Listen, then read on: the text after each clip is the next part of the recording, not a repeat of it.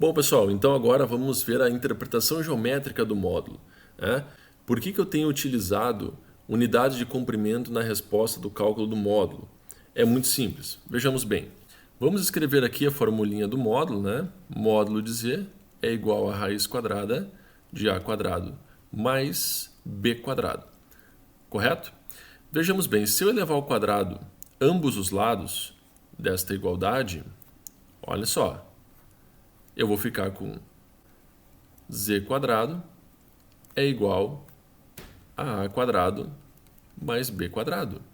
Ok, percebam, isso aqui é exatamente Pitágoras, correto? Bom, então olha só o gráfico aqui. Nós temos um número complexo qualquer, número complexo A mais BI, certo? Esse M aqui é a imagem do número complexo Z, ou afixo do número complexo Z. Perfeito? Muito bem, pergunto, qual é a distância desta imagem até a origem do plano de Argand-Gauss? Ou seja, é exatamente o módulo de Z. Ou seja, isso aqui é um comprimento, pessoal. Certo? Então, por isso que eu estou utilizando unidades de comprimento. Então, vejamos bem. Aqui nós temos A, que é a distância da origem até a coordenada A, que é o eixo real.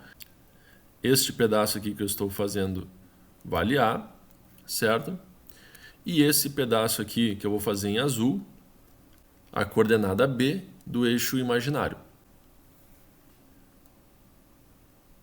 Olhando aqui então, a distância da imagem do número complexo até a origem do plano de Argand-Gauss é o módulo, ou seja, a hipotenusa deste triângulo que formou aqui, certo?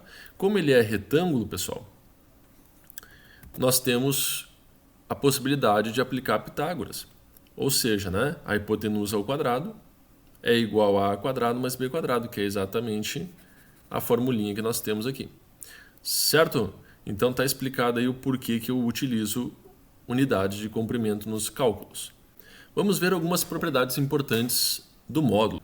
Primeira propriedadezinha diz o seguinte, que para todo número complexo Z1 e Z2, pertencente ao conjunto dos números complexos, se a gente multiplicar Z1 por Z2 e calcular o módulo, é a mesma coisa que calcular o módulo de Z1 e multiplicar pelo módulo de Z2.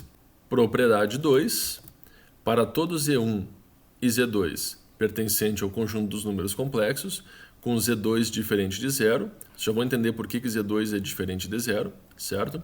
Nós temos que, se a gente dividir Z1 por Z2, ou seja, fazer o quociente entre Z1 e Z2 e depois calcular o módulo, é a mesma coisa que calcular o módulo de Z1 e dividir pelo módulo de Z2. Perfeito? Por que Z2 tem que ser diferente de zero?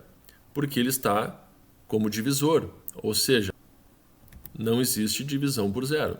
Ok, pessoal? Muito bem. Então, geometricamente falando, né, pessoal, o módulo de um número complexo é a distância de sua imagem à origem do plano de Argand-Gauss. Perfeito? Muito bem. Então, lembre-se, quando você está calculando o módulo de um número complexo, você está descobrindo a distância da origem até a imagem deste número complexo. Fechou o pastel? Vamos para um próximo exemplo.